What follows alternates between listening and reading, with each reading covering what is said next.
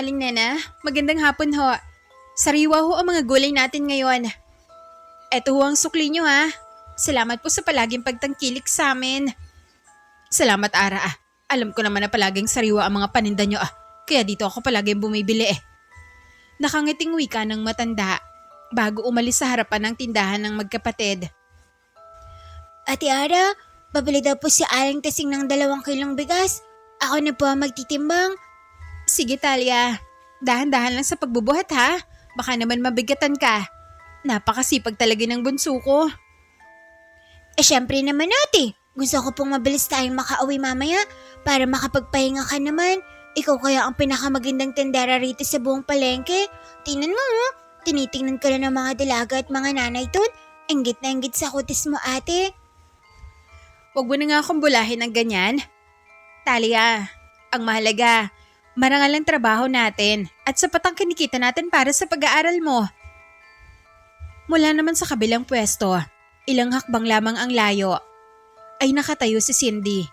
Ang tindahan ni na Cindy ay madilim, walang mamimili, at tila nabubulok ang mga paninda. Nakatitig si Cindy kay Ara nang may matinding galit at inggit. Apat, sa kanya na naman lahat ng tao. Maputi lang siya, pero mas magaling ako magnegosyo kaysa sa kanya. Lahat ng benta na pupunta sa kanila. Hindi ako papayag na matapos ang linggong ito na buhay pa ang negosyo nyo. Nang sumapit na ang hapon, papasara na ang palengke at ang magkapatid ay abala nagsasalansa na ng kanilang mga natitirang paninda. Ate Ara, tapos ka na pong walisan ng likod. Pwede na ba nating isara ang harang? Talia, sandali lang. Oh, bakit po ate? Masakit po ba ang ulo mo? Namumutla ka. Ayos lang ako bunso. Baka napagod lang ako sa init ng araw. Sige na, kunin mo na ang bayong at walang ano-ano ay biglang natumba si Ara at nawalan ng malay. Ate Ara? Ate Ara? Tulungan niyo po ako. May nangyari po sa ate ko. Sa di kalayuan, makita si Cindy na nakatayo sa harapan ng kanyang tindahan. May hawak siyang isang perasong tela na may bahid ng dugo at buhok na katulad ng kay Ara. Ngumiti si Cindy nang may nakakapanandig balahibo. Ngunit walang sinasabing anuman. Dahan-dahan siyang tumalikod at nawala na sa dilim. Pagsapit ng gabi, sa loob ng maliit at lumang kubo ni Mara at Talia, nakahiga si Ara sa papag, nanginginig at may mga itim na sugat na lumalabas sa kanyang leeg at braso. Ate, uminom ka ng tubig. Parang awa mo na. Labanan mo po yan. 3 araw ka na pong hindi kumakain. Bakit kanto? Ang sabi ng matatanda. Wala naman daw lagnat ang katawan mo. Pero bakit parang sinusunog ka sa sobrang init ng katawan mo ate? Talia, ang sakit. Parang may mga karayom na nakatusok sa puso ko. At may bumubulong sa akin. Tinatawag ako. Huwag kang makikinig sa kanila ate. Nandito ako. Hindi kita iiwan. Hanap ako ng paraan. Kahit saan ako makarating. Hanapan kita ng gamot. Samantala, sa loob ng isang madilim at masukal na bahay sa dulo ng bayan, walang ilaw, kundi ang pulang liwanag mula sa isang tumpok ng uling. At nakaload si Cindy sa harap ng isang manika na gawa sa dayami na may nakataling buhok ni Mara. Ang kanyang mga kuko ay mahahaba, matutulis at nangingitim. Habang sa kanyang tabi naman ay ang kanyang inang aswang na may mahaba at gusot-gusot na buhok. Ang mga mata nito ay nanlilisik sa sobrang pagkapula. Kinuha ni Cindy ang isang mahabang karayom at itinusok ito sa dibdib ng manika. Sa bawat tusok, may lumalabas na itim na usok sa manika. Ang inang aswang naman ay dahan-dahang naglalakad sa paligid. Ang kanyang dila ay humahaba na parang ahas. Tila naglalaway sa isipan na malapit nang mamatay ang dalaga sa palengke upang kanila itong mapakinabangan at makain ang sariwang laman ng dalaga. Samantala, sa isang masukal at mapunong daan patungo sa paanan ng bundok, naglalakad ang batang si Talia. May dalang maliit na sulo. Sa labis na pagmamadali nito ay hindi nito napansin ang nakausling ugat at nadapa sa mga ugat ng puno. Ngunit agad din namang tumayo ang bata. Kailangan ko na magmadali. Ang sabi nila sa akin, sa dulo ng sapa nakatira ang babaylan. Hindi ko hayaang mamatay ang ate ko. Siya lang ang pamilyang meron ako ngayon. Kahit anong takot, titiisin ko.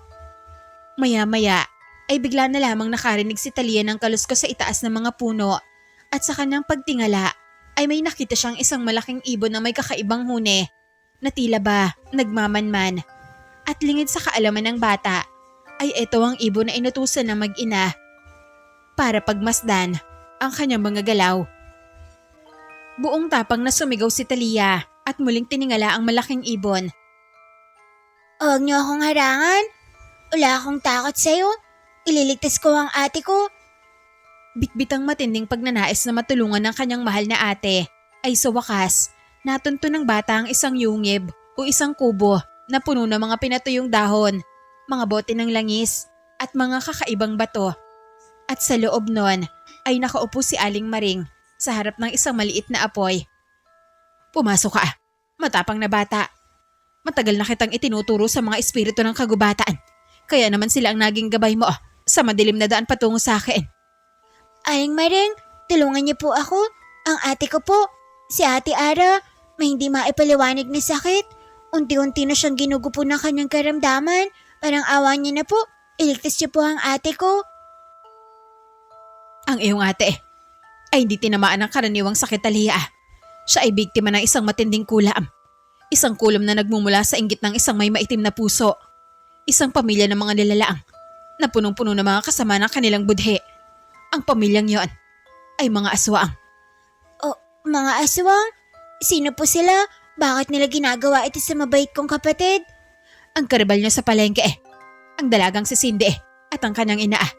Nais nila umbusin ang lakas ng iyong ate upang kapag ito ay nag-agaw buhay na madali nila itong mananakaw sa gabi upang gawin nilang pagkain. Mga hayop sila, wala silang puso. Aling Maring, ituro niyo po sa akin kung paano sila papatayin. Gagawin ko ang lahat. Kahit mamatay ako, wag lang ang ate ko. Bihira ang batang may pusong kasinggiting ng sayo. Ang pagmamahal mo sa iyong kapatid, ang pinakamalakas na kalasag. Dahil dyan, bibiyayaan kita ng isang bagay na matagal ko nang iniingatan. Kinuha ni Aling Maring ang isang maliit na nagniningning na puting bato mula sa isang lumang kahon. Ito ang mutya ng kalikasan. Nagtatagla ito ng dalisay na liwanag na kaya magbuwal ng kahit anong sumpa at maglantad sa tunay na anyo ng mga aswang. Ngunit tandaan mo, Talia, gagana lamang ito kung ang puso mo ay walang bahid ng pag-iimbot, kundi purong pagmamahal lamang sa iyong kapatid. Salamat po, Aling Maring.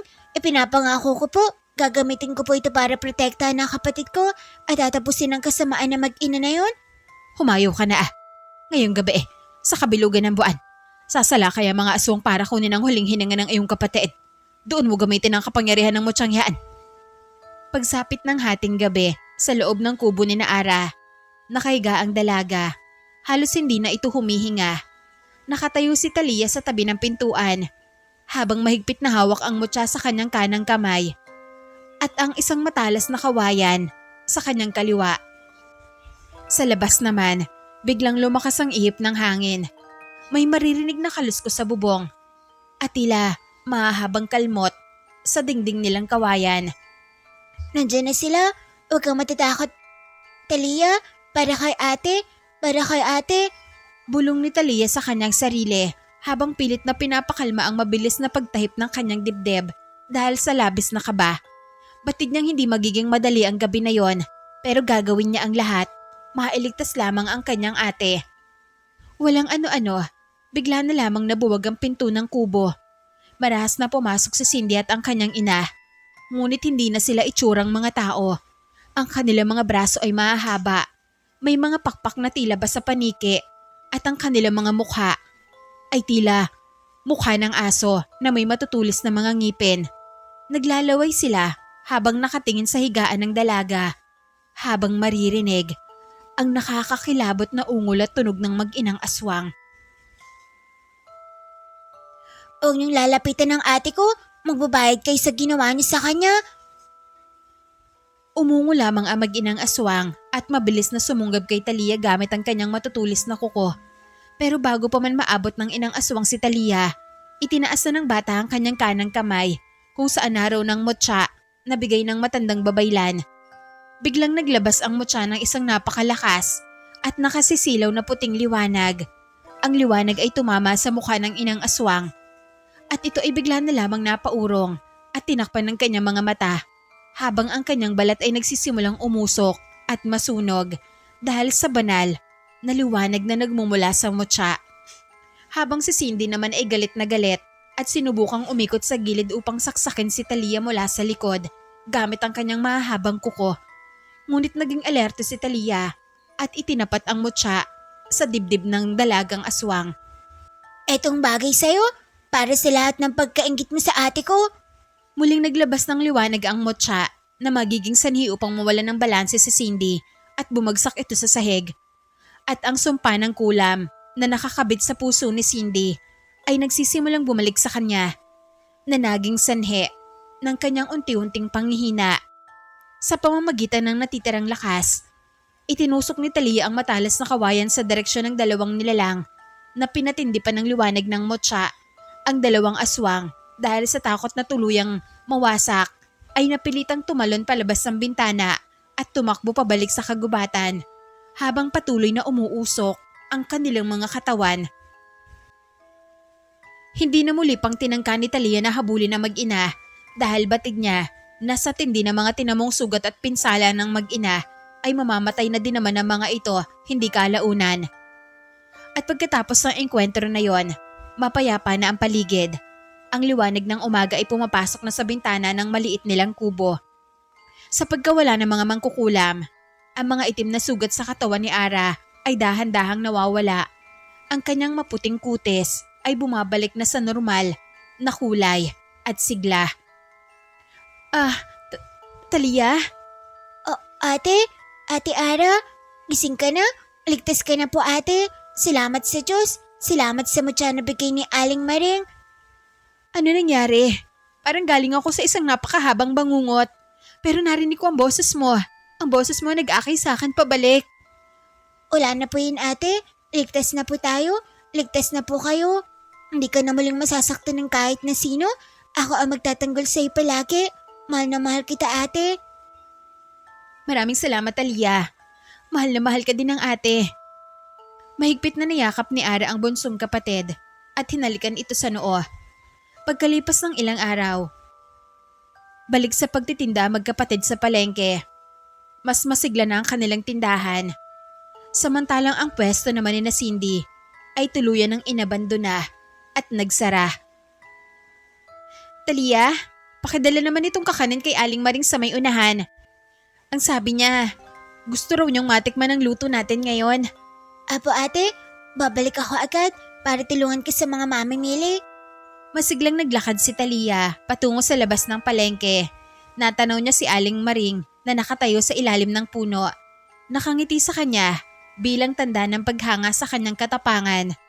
Marahang nilingon na Talia ang kanyang ate na masaya naglilingkod sa mga tao at hinawakan ng kanyang kwintas nang may kapanatagan sa kanyang dibdib. Ang may pagmamahal sa pagitan namin magkapatid. Walang dilim ang kayang sumira sa amin. Pagkatapos ng masamang pangyayari na yon, ang magkapatid ay nagpatuloy sa kanilang masayang pamumuhay at mas lalong binayayaan ng mas marami pang mga parokyano ang kanilang maliit na tindahan ng kakanin at mga gulay sa palengke.